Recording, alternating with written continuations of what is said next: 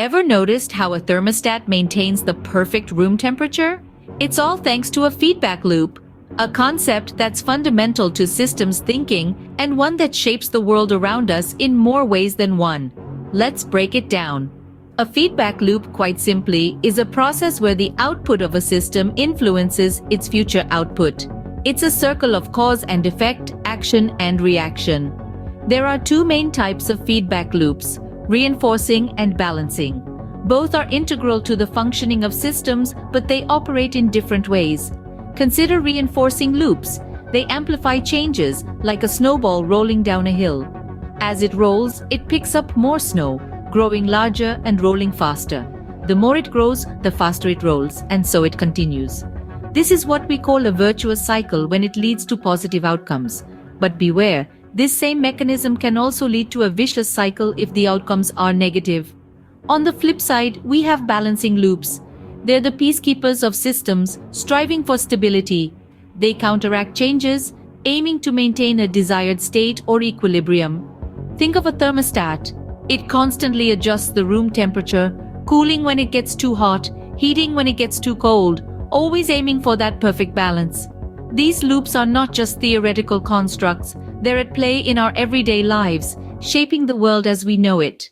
From the delicate balance of predator and prey populations in ecosystems to the boom and bust cycles in economies, feedback loops are everywhere.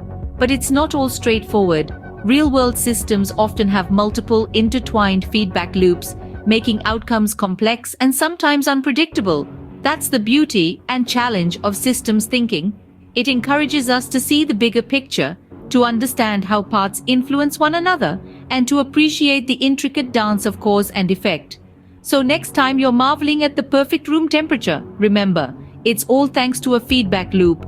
This is a virtuous cycle when it leads to positive outcomes, but can be a vicious cycle if it leads to negative ones. In nature, feedback loops are everywhere. The balance between predators and prey in an ecosystem is a classic example of a balancing loop. Picture a forest where deer and wolves coexist. If the deer population grows, wolves have more food and their numbers increase.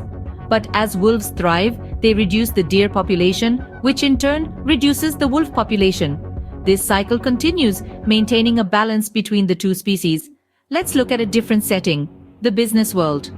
Here, feedback loops can be drivers of innovation and growth. Imagine a tech company that develops a groundbreaking product.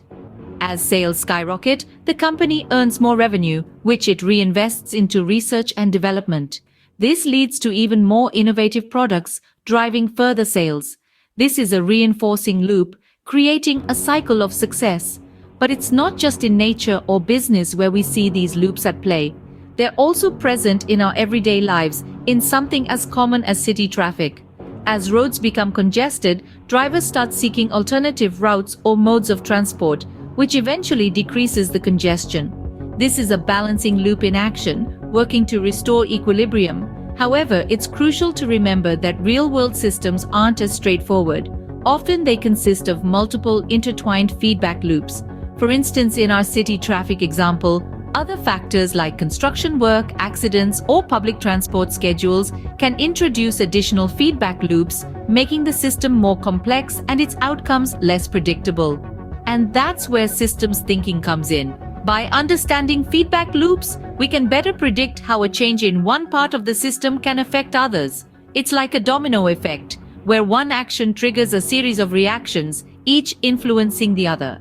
Understanding feedback loops helps us predict how changes in one area of a system can affect others. That's the beauty of systems thinking. It encourages us to see the bigger picture, to understand how parts influence one another.